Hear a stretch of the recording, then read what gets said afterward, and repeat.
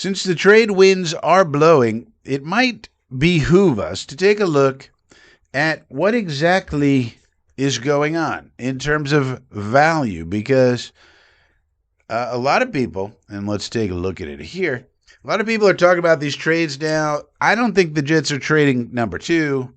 That does not seem to be in the cards. What they're talking about, though, is this pick 16. And as you can see here, this pick has about 1,000-point total value. So if we wanted to jump all the way up to number 10, say, well, we would have to give the Bengalis at least 300 points or more of value back in order for them to think it might be a good trade, depending on what they would like to do. And so, okay, but can we do that? Because we don't want to trade pick 33. This has 580 points worth of value. But look at pick 44. That has 460, more than enough to get it done. So maybe we trade them 44 and they give us a 4th round pick or something like that to even it out. And there you go. They get pick 16 plus 44. Now they have 1,460 points of value, which is more than 1,300. Now, why would we do that if we're going to give up more value? Well, we may want to have one of these wide receivers very badly.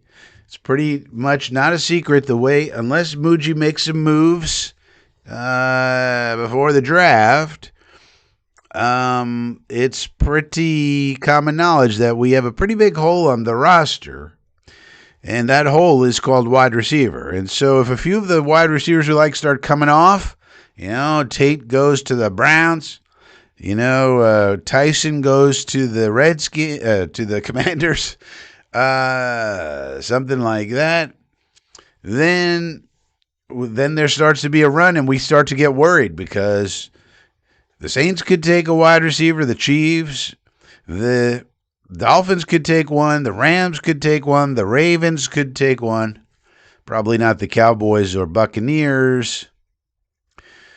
So we might want to jump ahead of all those people, get into number 10, and get one of the ones that we like, and we may not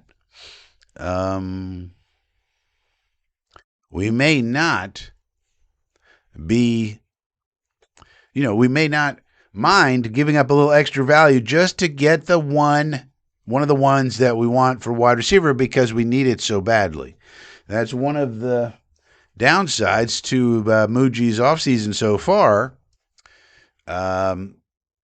Generally he has operated in a very smart manner. When we say Muji, we mean the entire front office, including Glenn.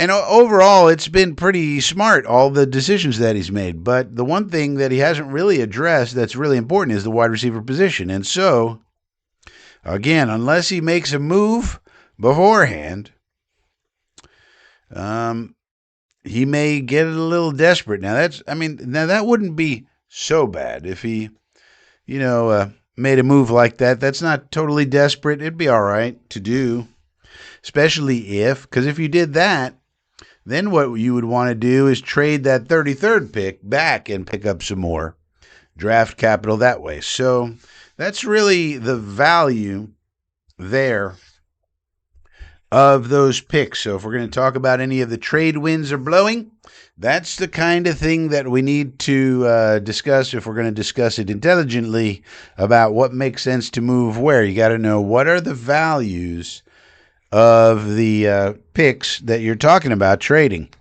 And I could see the Bengals wanting to move back because they need so much help on defense. Picking up an extra 2nd-round pick may be worth it for them because they might think, well, we'll get a good player at 16 and we'll get another good player at 44, and that's better than what we need. They don't need wide receivers at all. Obviously, they have very good ones already.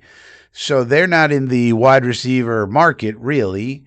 So why not go back, get some defensive players, and do have a situation where they can pick up more of them via our second round pick. So it kind of makes sense from their point of view and our point of view.